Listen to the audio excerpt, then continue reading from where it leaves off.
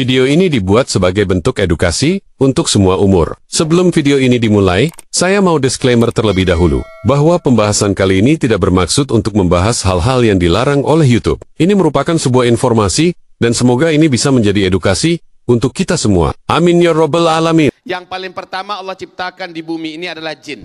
Jin ketika itu masih berwujud kasar kayak kita-kita. Dan mereka pinter, jenius. Teknologi yang mereka bisa capai lebih daripada kita hari ini. Kagak ada apa-apanya kita. Oke ya. Setelah jin membuat kerusakan dan berakhir dengan diperangi oleh para malaikat langit yang dipimpin langsung oleh kepala jin yaitu Azazil. Setelah itu Allah ciptakan Adam. Nah, oke. Adam pun dengan suatu trik tertentu yang memang telah dalam izin Allah akhirnya tercampak ke dunia dan sejak itu Nabi Adam memulai kehidupan dengan anak cucunya. Terus ya. Dan sesi terakhir adalah Nabi Muhammad, Nabi Adam, Nabi Ibrahim, Nabi Musa, Nabi Isa.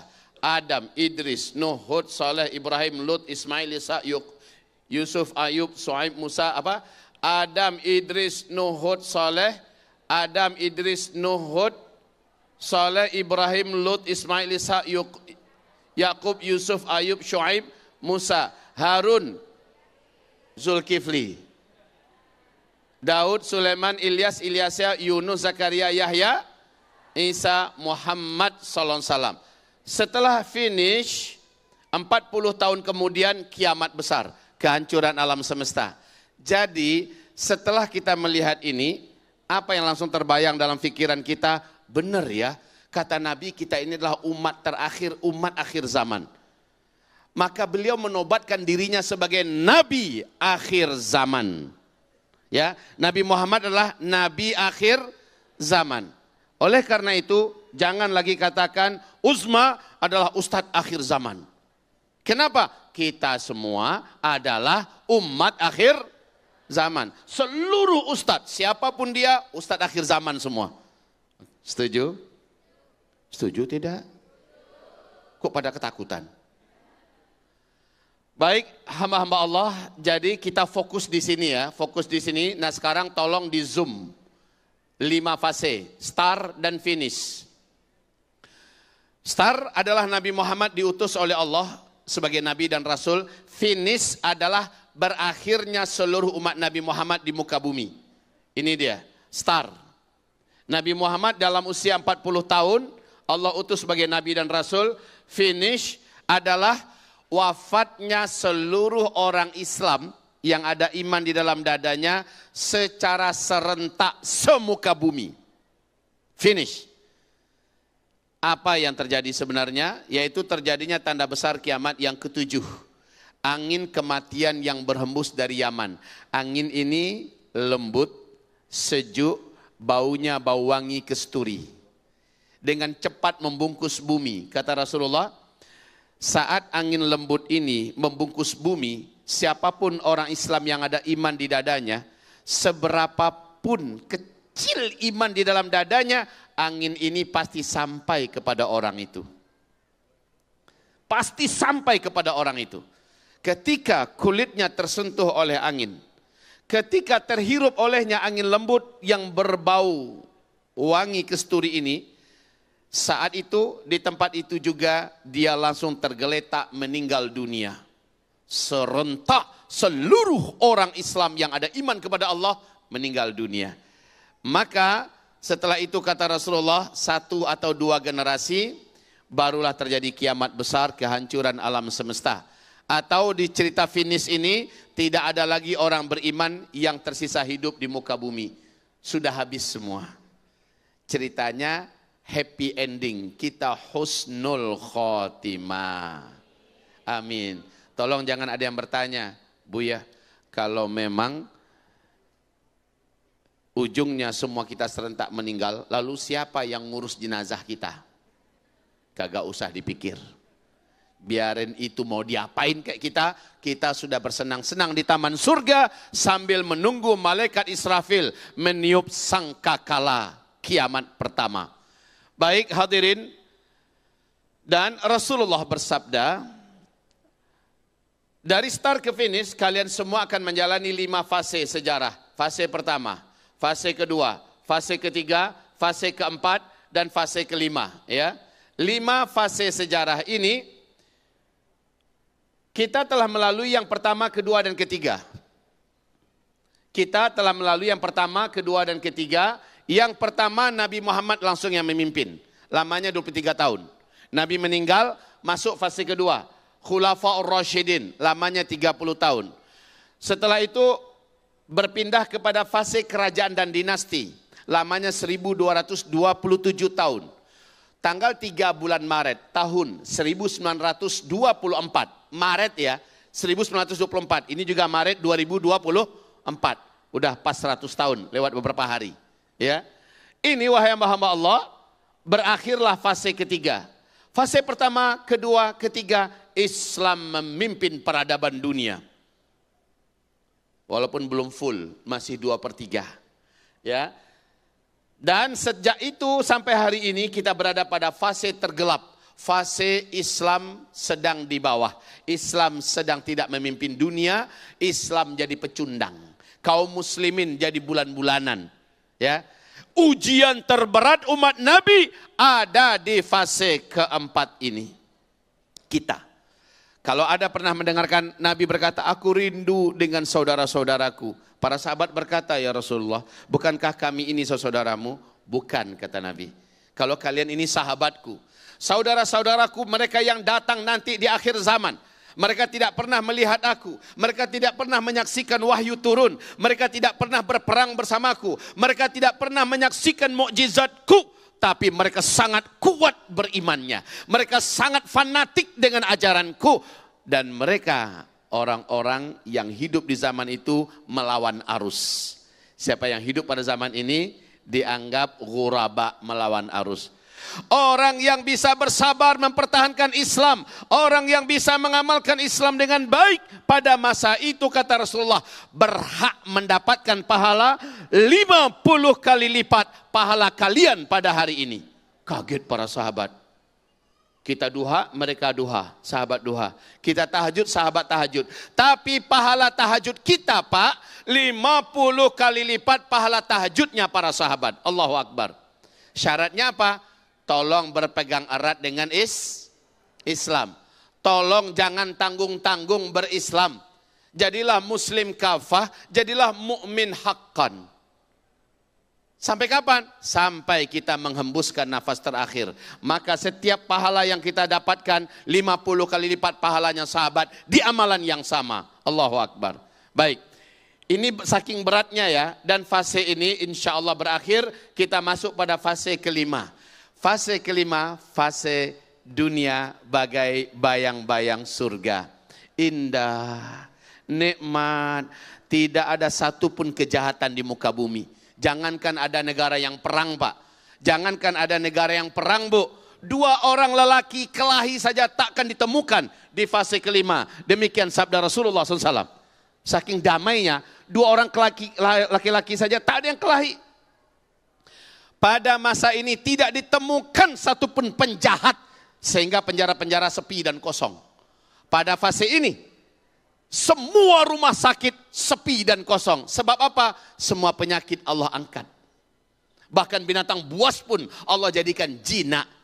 Kekayaan yang ada dalam perut bumi muntah seluruhnya ke permukaan. Kata Rasulullah tidak ditemukan lagi satupun orang yang miskin. Rindu tidak suasana ini? Rindu tidak suasana ini? Tanpa perang, tanpa kecurangan, tanpa kezaliman, tanpa kejahatan, tanpa ada penjajahan, tanpa ada bencana. Ini semuanya terjadi di fase kelima. Fase Islam kembali memimpin seluruh dunia. Oke, kaum muslimin yang kami muliakan. Tapi ingat, fase ini juga tidak akan lama. Setelah dia muncul, kata Rasulullah 7 sampai 9 tahun saja. Di antara itu kita pun semua mengalami finish. Baik Bapak Ibu yang kami muliakan. Sekarang kita di fase keempat. Kita fokus ke fase keempat. Hadirin, ada apa di fase keempat? Dan apa hubungan dengan Palestina? Kami ingin mengatakan bahwa pas fase kelima nanti, di fase kelima nanti kata Rasulullah SAW, pusat pemerintahan Islam seluruh dunia nanti adalah di Palestina, di Baitul Maqdis. negeri yang teraman nomor 1 di dunia, negeri yang paling kuat, paling sejahtera, paling makmur nanti di akhir zaman adalah Syam. Pusatnya adalah Palestina. Pusatnya adalah Baitul Maqdis. Pusatnya adalah Masjidil Aqsa. Arab sudah kaya raya sekarang apa belum? Sepakat semuanya? Dulu pernah Arab kaya, tapi nggak sampai ke tingkat berlomba-lomba membangun gedung-gedung tinggi pencakar langit. Itu hanya terjadi di zaman now. Ya. Setelah itu lanjut dalam hadis berikutnya, Rasulullah bersabda, "Hai Muaz, bila daerah ini," maksudnya Arab, "sudah turun salju, pertanda jarak antara ubun-ubunmu dengan kiamat sudah sangat-sangat dekat." Salju sudah turun di Arab apa belum? Sejak 2009 salju turun di Arab sampai hari ini di Tabuk dan sampai merambah ke Madinah dan Mekah malah sesekali terus turun setiap tahun. Masya Allah. Kemudian berikutnya, Arab kembali jahiliyah. Sudah apa belum? Putra mahkota Arab Saudi, ini yang paling terakhir jahiliyah adalah Arab Saudi, Pak. Kenapa? Kalau Arab-Arab yang lain udah lama jahiliyah. Yang paling terakhir baru nyusul jahiliyah adalah Arab Saudi. Tahun 2017, Pangeran putra mahkota Muhammad bin Salman melakukan kudeta. Sehingga putra mahkota resmi dicomot dari tempatnya, dia menggantikan posisinya, Pangeran Naif ya. Sejak itu Muhammad bin Salman menghapuskan syariat Islam di Arab Saudi. Lalu pernyataan resminya di depan televisi, saya menolak. Semua hadis-hadis sahih dari Nabi Muhammad saya tolak. Dan baru-baru ini beliau dengan sangat berani dan lantang di depan televisi berkata, saya memastikan seluruh Arab tahun 2025 sudah menjadi Eropa baru. Semua yang ada di Eropa, kalian tak perlu lagi cari ke Eropa. Sudah ada di sini. Kalian mau apa? Mau pelacur, mau perjudian, mau minuman keras, mau apa saja, sudah kita siapkan. Dan betul saja, belakangan ini secara beruntun diresmikan pusat demi pusat maksiat di Arab Saudi, Bapak Ibu. Arab sekarang sudah menjadi jahiliyah. Ini minta maaf ini, karena waktu kita tidak memadai, hanya 45 menit saya presentasi, maka terlalu banyak video, gambar-gambar, data-data dan fakta yang bisa kami tayangkan, terpaksa kita hold. Ya, kita tahan dulu. Kalau seandainya Bapak Ibu pengen lebih lengkap, supaya lebih jelas penjelasan ini, yuk suatu hari kelak kita dalam pertemuan resmi daurah dari pagi sampai sore. Siap? Ya, suatu hari nanti. Kapan itu Buya? Entahlah. Tunggu saja waktunya, akan ada pengumumannya. Baik, turun salju di Arab, Arab menjadi jahiliyah sudah terjadi semua. Berikutnya berdirinya Emirat Islamiyah. Kembali ke 5 fase, coba lihat 5 fase sebentar. Emirat Islamiyah ini apaan? Lihat ini. Ini di fase keempat, Islam tidak memimpin. Fase pertama, kedua, ketiga, dan kelima, Islam menjalankan syariat Islam. Seluruh dunia tunduk dan takluk dalam rahmat Islam. Tapi di fase keempat tidak ada. Namun tetap berdiri Emirat Islamiyah yang menjalankan syariat Islam 100% dan tidak ada yang berani mengganggunya. Pertanyaan, wahai Bapak Ibu, kira-kira di manakah Emirat Islamiyah yang dimaksud Nabi di akhir zaman ini? Di manakah dia? Jawabannya adalah Afghanistan. Oke, Nabi menyebutkan Emirat Islamiyahnya, tapi tidak menyebutkan negaranya. Namun yang terjadi faktanya adalah di Afghanistan. Baik, saya cerita dulu. Tanggal 3 Maret 1924, runtuh khilafah Islamiyah. Sejak itu tidak ada lagi yang mampu mendirikan dan membalikkan khilafah. Tidak ada. Sampai hari ini tidak ada. Tapi sudah ada upaya-upaya mendirikan negara-negara Islam. Emirat-Emirat Islamiyah gagal semua. Emirat Islamiyah Kaukasus gagal. Sebentar saja berdiri, dikeroyok rame-rame oleh Amerika, oleh PBB, oleh NATO, lenyap. Kemudian berdiri lagi, Emirat Islamiyah Mali juga diserang rame-rame, gagal. Muncul lagi Emirat Islamiyah Yaman, gagal. Berbagai macam upaya mendirikan emirat gagal semuanya. Tapi ada satu kekuatan yang tidak bisa dibendung. Mereka adalah para santri yang pulang dari tempat-tempat mereka kuliah dan belajar. Dari Arab Saudi pulang balik ke Afghanistan, dari Sudan balik, dari Mesir kembali ke Afghanistan. Para santri-santri ini balik, lalu mereka membuat aliansi yang disebut dengan Taliban. Santri bahasa Arabnya Talib ya. Taliban adalah para santri. Dihalaulah para penjajah dari Uni Soviet. Terjadi peperangan sengit yang hebat sekali kaum muslimin. Uni Soviet kalah, tumbang, hancur berkeping-keping. Yang terbesar hari ini adalah Rusia. Setelah itu tahun 2000 berkibarlah Emirat Islamiyah Afghanistan yang pertama. Hanya 3 tahun saja Amerika, PBB dan NATO berusaha untuk mengeroyok kembali. Seluruhnya mengerahkan semua apa yang mereka miliki. Akhirnya tumbanglah Emirat Islamiyah Afghanistan, tapi perlawanan berlanjut. 20 tahun Bapak Ibu, 20 tahun kaum muslimin, perang hebat antara pasukan santri melawan superpower dunia sebelah barat. 20 tahun, bukan 20 bulan. 20 tahun dengan senjata ala kadarnya. Tanggal 16 Agustus 2021 Amerika kalah telak. Seluruh negara-negara besar Eropa, Prancis, Jerman, Inggris, Belanda, semuanya kalah. NATO takluk dan mereka dipaksa keluar dalam keadaan hina. Mereka hanya boleh bawa ransel. Seluruh televisi dunia menyaksikan, termasuk kita. 16 Agustus 2021. Saya masih ingat sehari sebelum kita 17 Agustusan ya. Keluar dalam keadaan tertunduk, lemas ya, malu, diusir habis-habisan Pak. Sejak itu sampai hari ini Emirat Islamiyah berdiri menjalankan syariat Islam dan dirubahlah bentuk dan wajahnya menjadi jauh lebih jernih, jauh lebih lembut, jauh lebih santun, jauh lebih indah, dan bahkan Afghan kembali bangkit mewujudkan sebagai calon superpower berikutnya insya Allah Ta'ala. Coba kita kembali kepada hadis yang ini tadi. Fase keempat tadi. Setelah itu apa yang terjadi? Setelah ini berdirinya Emirat Islamiyah, jihad dan ribat di Askelon, Palestina. Askelon, Palestina. Tolong dibuka peta Gaza. Saya mau kasih lihat kepada Bapak Ibu, yang mana yang Askelon atau Askolan. Peta Gaza. Hadirin, ini adalah Palestina kita yang tercinta. Ini Palestina, ya. Ini Syria, Yordania, ini Laut Mediterania, ini Eropa, semua di sini Eropa. Oke, ini Laut Mati.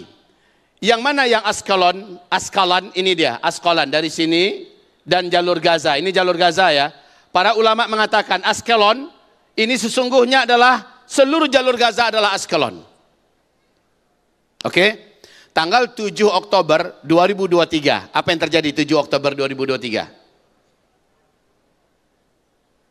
Terjadi serangan badai Al-Aqsa. Dan serangan ini membuat sejarah terbalik. Membuat dunia harus mengakui bahwa para pejuang yang ada di sini luar biasa. Demi Allah, kalau tidak ada Allah, tidak akan mampu terwujudnya serangan itu. Lalu Benyamin Netanyahu,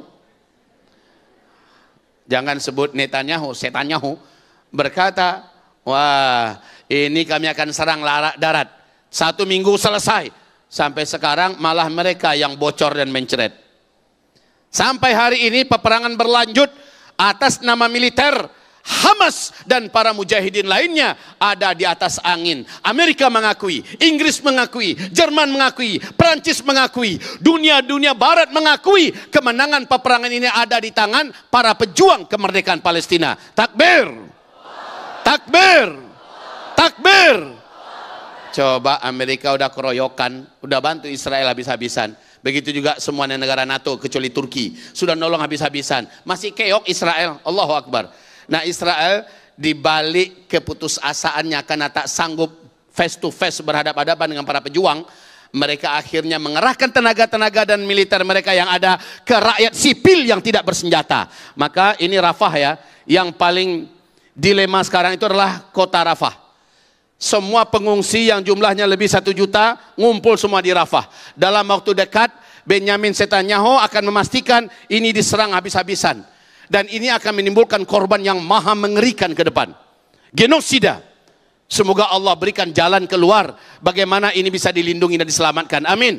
Mudah-mudahan doa kita tadi dan doa-doa kita berikutnya akan memiliki andil besar untuk menjaga saudara kita. Amin. Jadi kita kembali. Kaum muslimin yang kami muliakan, kata Rasulullah, akan terjadi perang hebat di akhir zaman. Dan itu adalah perang kemenangan bagi Palestina. Namanya Jihad dan Ribat Asqalan. Lalu apa kata Abu Ubaidah? Ibu kenal dengan Abu Ubaidah, Bu? Enggak kenal. Tapi dengar namanya ya. Oke, sama. Saya juga begitu. Kenal namanya dan menjadi idola dunia hari ini, Pak. Bahkan anak-anak non-muslim di luar negeri sana mengidolakan. Para penyanyi dan artis-artis mengidolakan Abu Ubaidah. Siapa nih orang? Figur dan lambang perlawanan untuk penjajahan yang disirnakan. Beliau berkata, saat ini adalah perang dan jihad Asqalan. Sebentar lagi insya Allah seperti kata Abu Ubaidah, kita akan sama-sama sholat di Masjidil Aqsa. Amin. Berita yang menakutkan sekarang adalah, sapi-sapi betina merah itu telah sampai di Israel. Perkiraan dari komunitas masyarakat Palestina dan Hamas, para pejuang, kayaknya setelah Idul Fitri akan terjadi pertumpahan darah maha dahsyat. Sebab Israel akan meruntuhkan Masjidil Aqsa. Kenapa? Mereka akan sembelih sapi merah ini di atas Bukit Zaitun. Ya, coba kasih lihat Masjidil Aqsa kita sebentar, gambarnya. Masjidil Aqsa, nah ini ya. Yang mana ya Masjidil Aqsa Bapak Ibu? Yang kubah emas atau yang hitam? Jawaban yang benar adalah dua-duanya benar.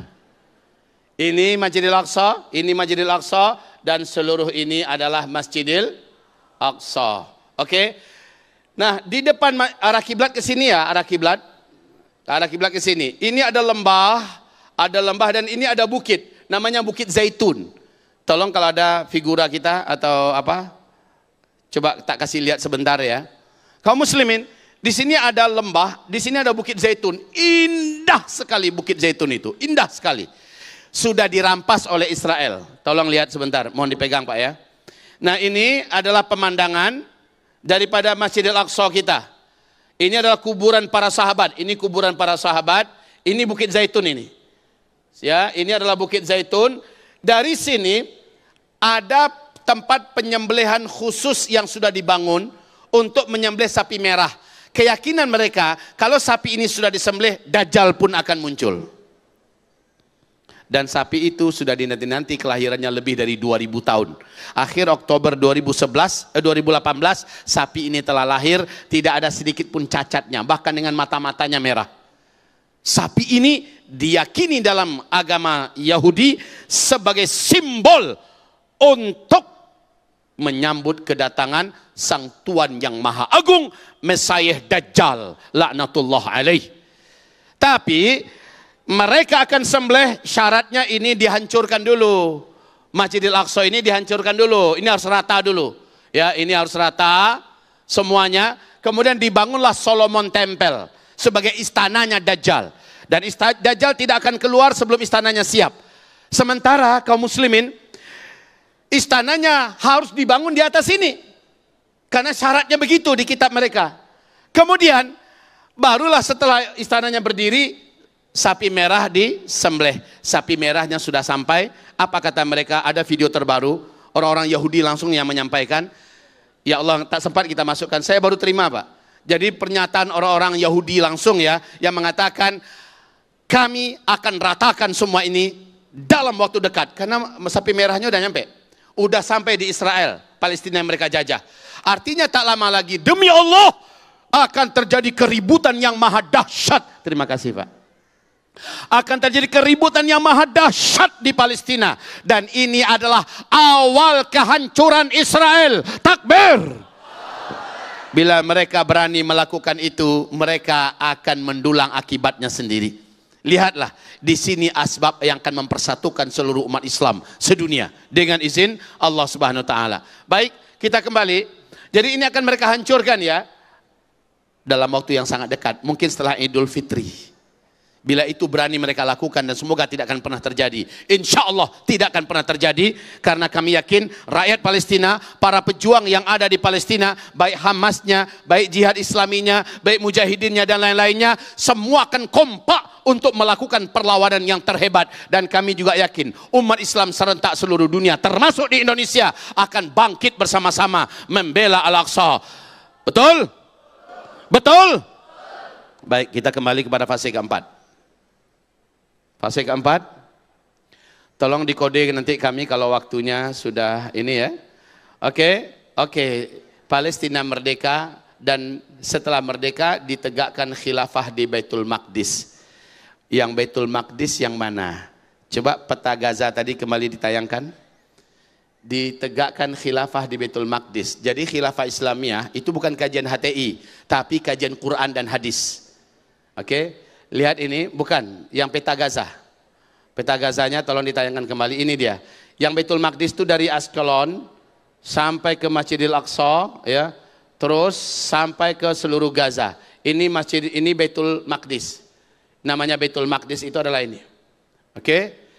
Nah, dari sini akan berkumandang berdirinya khilafah Islamiyah. Berarti insya Allah Ta'ala, dan sekarang, wahai Bapak Ibu, kabar gembira, berita besar, Palestina, para pejuang telah mendapatkan kemenangan telak atas peperangan selama 5 bulan ini. Allahu Akbar. Secara peperangan ya, adapun secara sipil Israel makin putus asa dan melampiaskan emosi dan kemarahannya kepada yang tidak bersenjata, kepada yang tidak berdaya. Dan bagi kita itu cukup sebagai saksi di mata dunia bahwa Israel layak untuk dihapuskan dari muka bumi. Amin. Kembali kepada fase keempat tadi. Hadirin yang kami cintai, fase keempat.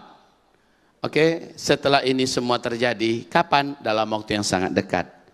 Kalau ini terjadi, berarti tak lama kemudian kita semua akan masuk dan pindah ke fase kelima. Fase apa tadi? Fase apa tadi? Islam memimpin seluruh dunia. Ya, tapi wahai hamba-hamba Allah, ada yang harus kita telan dulu pahit-pahit. Dan ini semoga saja kita diampuni dosa-dosanya oleh Allah. Dan kalau ada yang meninggal di antara kita, husnul khotimah. Peristiwa-peristiwa terpahit akan kita alami bersama-sama di seluruh dunia. Yang paling berat merasakan peristiwa ini adalah Arab. Seluruh Arab akan paling kuat merasakan ini. Jadi sebenarnya yang terjadi di Palestina hari ini, Pak, miniatur yang akan terjadi ke seluruh dunia dalam waktu yang tak lama. Miniatur apa yang akan terjadi ke seluruh dunia dalam waktu apabila Palestina telah merdeka. Hadirin yang saya cintai, coba lihat, dan ini hadis-hadisnya sahih semua. Krisis ekonomi terparah dalam sejarah akan terjadi.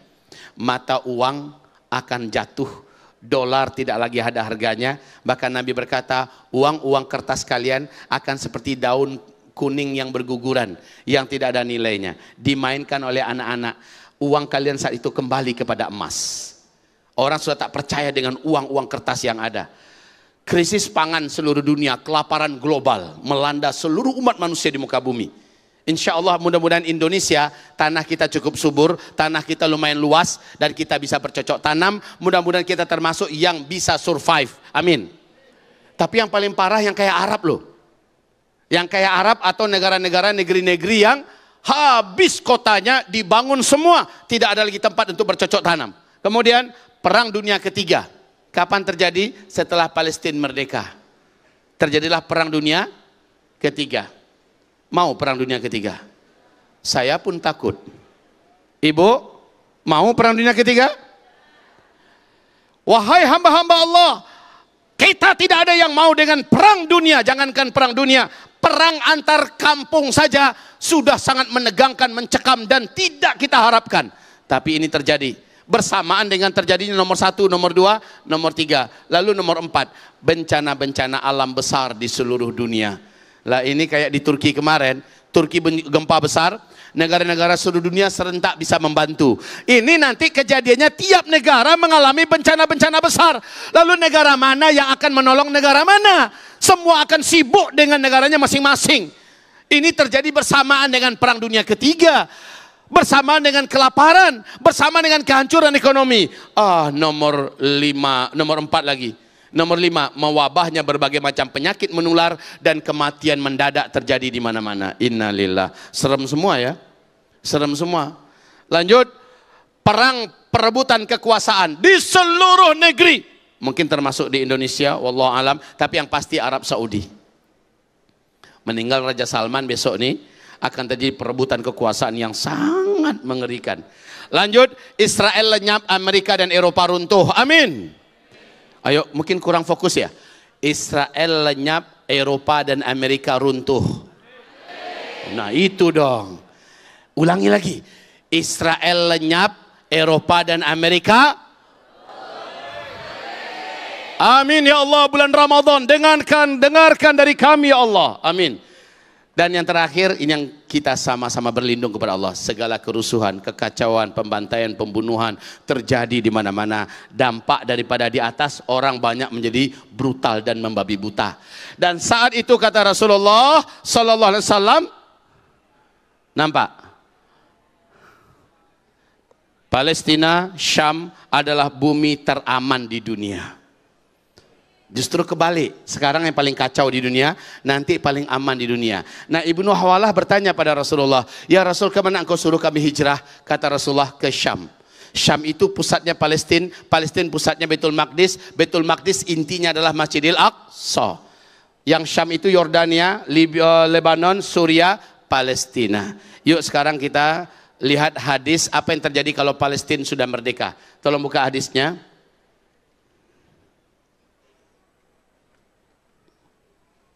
Ini ya, jika Palestina sudah merdeka. Tolong Bapak Ibu, kita dengar tadi setelah Palestina merdeka akan terjadi berbagai macam bencana akan di muka bumi. Ada yang berkata begini, Buya, kalau gitu nggak usah aja deh Palestina merdeka. Jadi kayak gini aja. Enggak, pasti tetap akan merdeka. Dengan kita tolong atau tanpa kita tolong, Palestina tetap akan Allah merdekakan. Masalahnya sekarang, kita rugi besar kalau tidak terlibat dalam kemerdekaan Palestina. Ayo kita baca. Rasulullah kemudian meletakkan telapak tangannya di atas kepalaku atau di atas tengkukku. Lantas dia bersabda, wahai Ibnu Hawalah, jika engkau melihat kekhilafahan telah turun di bumi Al-Maqdis atau Baitul Maqdis Palestina, maka itu pertanda telah dekatnya berbagai goncangan, kegundah gulanaan, dan peristiwa-peristiwa besar. Yang tadi kita tuliskan di fase keempat ya, ini yang dimaksud. Itu berarti, itu pertanda telah dekatnya berbagai goncangan, kegundah gulanaan, dan peristiwa-peristiwa besar. Bagi umat manusia, kiamat lebih dekat kepada mereka daripada dekatnya telapak tanganku kepada kepalamu, wahai Ibnu Hawalah. Jadi kalau sudah merdeka Palestina, segala macam kekacauan terjadi, ya, pertanda kiamat sudah sangat dekat. Oke, kaum muslimin, siap apa tidak? Siap apa tidak? Siap apa tidak? Siap tidak siap, kita harus menjalaninya. Ibarat matahari mau terbit, saya kagak mau matahari terbit. Emang matahari jadi berhenti, nggak jadi terbit gara-gara kita nggak mau. Bagaimanapun tetap akan terbit. Matahari kebangkitan Islam insya Allah sebentar lagi menyingsing Bapak Ibu. Dan saya Zulkifli Muhammad Ali sangat yakin, walaupun ini tidak ada mewajibkan kepada Bapak Ibu, terserah kepada Bapak Ibu semua.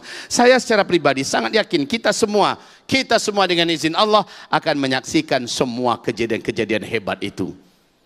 Insya Allah Ta'ala sampai Islam kembali menang. Insya Allah Ta'ala. Hadirin hamba-hamba Allah yang saya cintai. Kembali kita. Jadi ini hadisnya Abu Daud Kitabul Jihad nomor 2173 dan Ahmad disahihkan oleh Syekh Albani dalam Sahih Sunan Abi Daud. Agar tidak dikatakan kami membual ya. Agar tidak dikatakan kita sedang mengarang-arang cerita. Semuanya dalam bimbingan hadis jelas. Sementara poin demi poin, satu demi satu yang kami jelaskan tadi. Demi Allah wahai Bapak Ibu, ada hadis-hadis sahihnya semuanya. Baik, kalau begitu sudah jelas. Pertanyaannya sekarang adalah, akankah Palestina merdeka dan kita ada di dalamnya? Maksudnya apa? Kita sebagai salah seorang para pejuangnya. Bapak Ibu mau tolong Palestina apa tidak? Mau tolong Palestina apa tidak? Mau? Yang jawab kenapa ibu-ibu aja ya? Bapak-bapak agak dingin nih. Bapak-bapak mau tolong Palestina apa tidak? Kita tolong Palestina, Palestina pasti menang.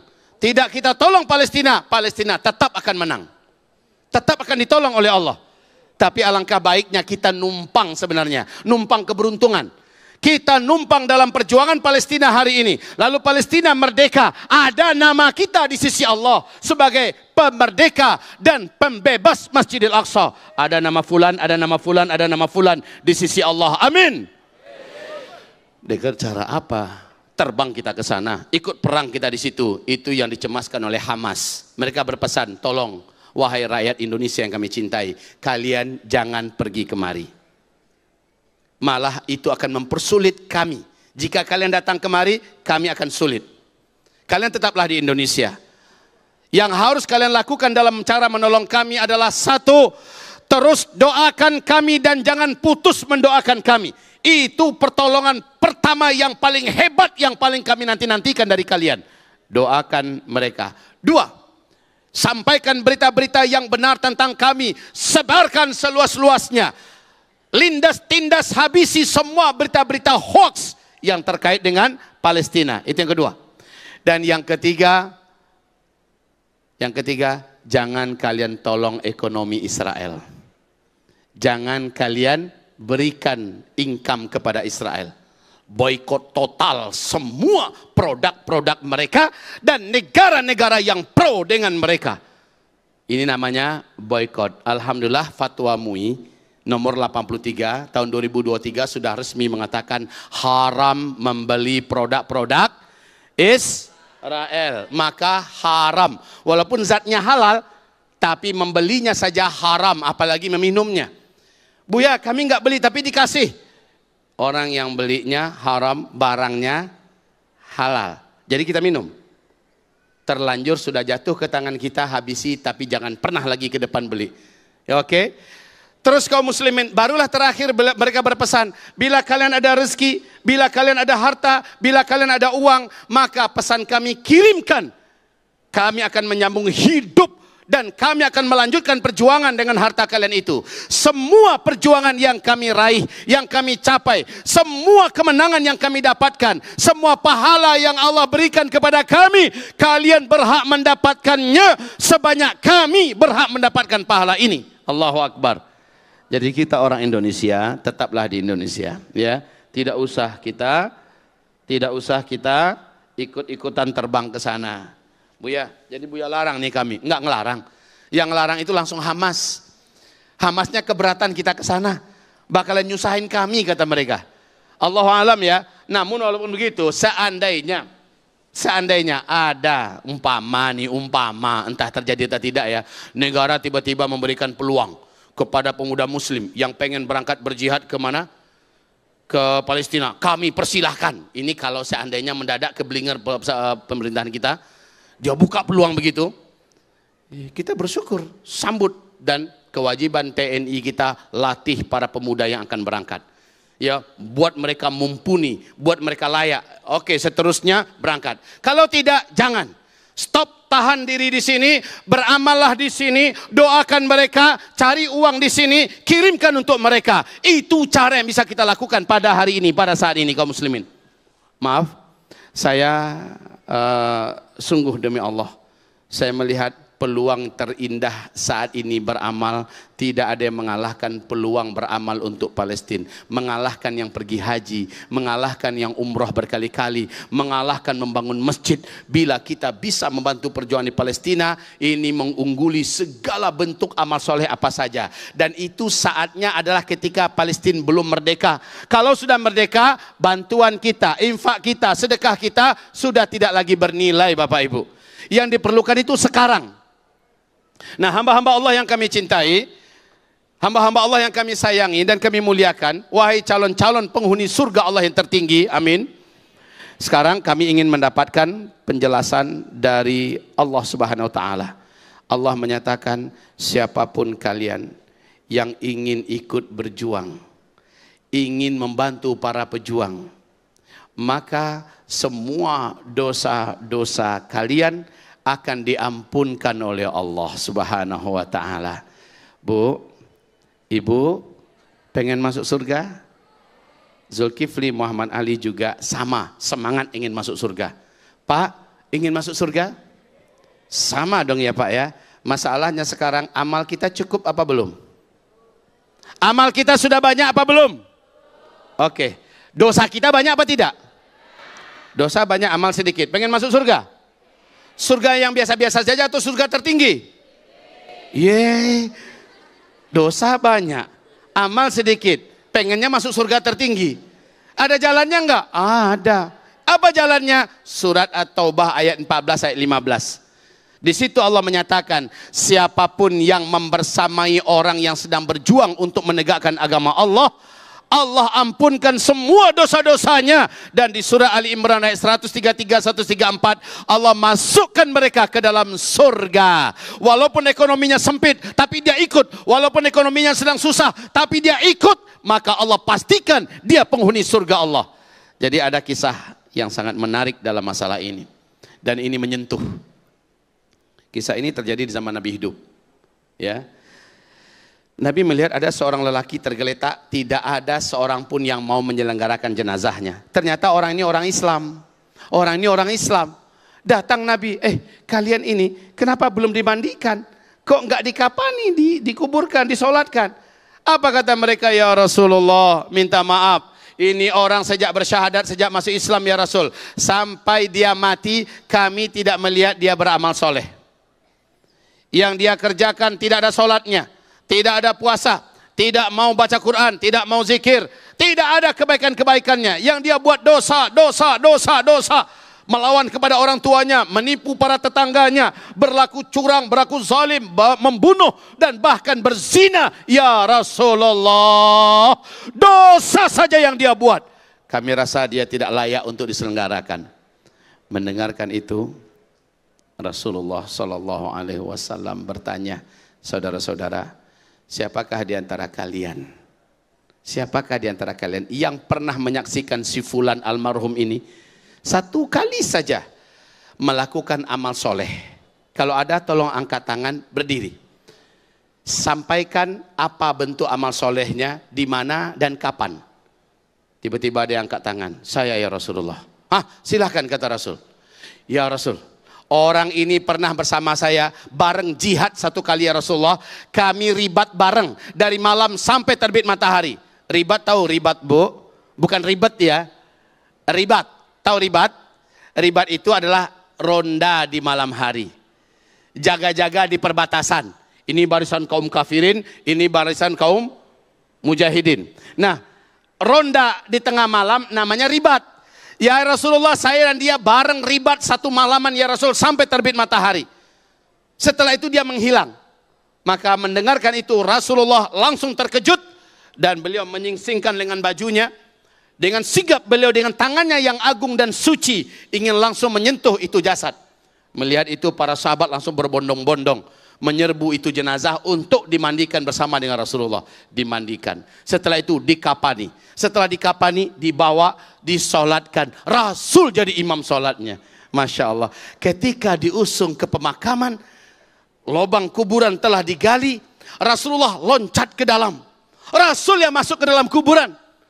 Didamping oleh satu sahabat yang lain, Rasulullah yang menyambut itu jenazah. Ya Allah, kira-kira bapak ibu dapat rezeki macam ini gimana ya rasanya?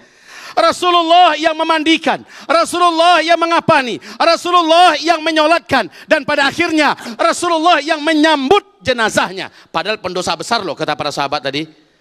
Lalu ketika itu Rasulullah SAW saat akan memasukkan ke liang lahatnya, apa kata Rasul? Ini kata-kata yang paling menyentuh. Apa kata Rasulullah? Ashabuka, seluruh sahabat-sahabatmu, yashhaduna, mereka semua bersaksi, annaka, bahwa sesungguhnya engkau min ahlin nar, adalah penduduk neraka karena dosa yang dia buat. Wa ana, sementara saya asyhadu, bersaksi, annaka min ahlil jannah, engkau adalah penduduk surga. Allahu Akbar. Insyaallah, siap komandan. Ya. Waktu tinggal 20 menit lagi. Hadirin yang kami cintai, Bagaimana kira-kira kaum muslimin? Pendosa besar dijamin oleh Nabi sebagai ahli sur. Pada kemana dosanya tadi? Pada kemana dosanya? Bu, seumur-umur hidup dia padahal sudah bersyahadat, tapi dosa yang dibuatnya. Pada kemana tuh dosa semua? Dihabisin oleh Allah, diputihkan. Kenapa? Karena pernah ikut perang satu kali saja. Dan itu pun tidak langsung melawan musuh. Hanya sekedar ribat doang. Allahu Akbar. Oke, kaum muslimin. Sekarang peluang itu ada nggak untuk kita di zaman kita? Ada. Di mana? Palestina adalah tempat yang paling dipersaksikan kesuciannya oleh seluruh ulama dunia. Perang yang paling agung hari ini melawan orang kafir yang paling biadab adalah di Palestina. Dan itu saat ini sedang berlangsung. Dan insya Allah sebentar lagi kemenangan Allah akan berikan untuk Palestina. Pertanyaannya, wahai kaum muslimin, kalau kami mengumpamakan kapal yang dinakodai oleh para pejuang Palestina ini sedang melintas di depan kita menuju Pulau Kemenangan. Pulau Kemenangan sudah dekat banget. Sedang ada di tepi kita. Kita tinggal naik. Mau nggak bergabung? Wahai Bapak Ibu, dengan membayar sedikit banyaknya ongkos, kita bergabung ke depan. Siapa yang naik ke atas kapal keperjuangan ini bergabung dengan Palestina, maka dia terhitung sebagai pejuang Palestina. Kemerdekaan Masjidil Aqsa kita. Kita tolong mereka, kita sambungkan hidup mereka dengan kantong-kantong kita yang kita infakkan di jalan Allah. Allah pastikan kita termasuk di antara yang tergabung dalam hitungan pejuang. Sesuai dengan sabda Nabi, man jahaza ghazian. Siapa yang memodali, siapa yang membekali, siapa yang menolong orang yang sedang berperang di jalan Allah, faqad, maka sungguh ghaza, dia terhitung ikut berperang. Hamba-hamba Allah yang kami muliakan, kita tidak berani dan tidak siap secara fisik berhadapan-hadapan dengan Yahudi yang lengkap senjatanya, hebat teknologinya, dan biadab orang-orangnya. Tapi kita cukup wakilkan dengan para pejuang rakyat Palestina yang tanpa pantang menyerah. Cukup kita titipkan kepada mereka sebahagian harta kita, kita infakkan di jalan Allah Subhanahu wa taala dengan izin Allah. Dengan izin Allah kita terhitung sebagai para pejuang tersebut. Nikmatilah, nikmatilah harta yang kita berikan, bukan lagi sedekah, Bu. Ibu, yang selama ini kita berikan untuk Palestina itu sedekah loh, Bu. Sedekah. Semoga Allah terima. Amin. Yang sedekah itu adalah harta yang diserahkan untuk makan, untuk minum, untuk obat-obatan, ya, untuk fasilitas rumah sakit segala macamnya, itu sedekah. Tapi kalau harta yang kita keluarkan untuk perjuangan kemerdekaan Palestina, untuk menghalau penjajah, itu namanya infak fisabilillah. Apa beda infak fisabilillah dengan sedekah? Kalau infak fisabilillah, Allah kembalikan 700 kali lipat. Kalau sedekah, Allah ganti 10 kali lipat. Mau pilih yang mana? Sedekah atau infak fisabilillah? Sedekah atau infak fisabilillah? Pilih dua-duanya. Selagi kita ada rezeki, pilih dua-duanya. Tapi kalau terbatas rezeki kita, utamakan infak fisabilillah.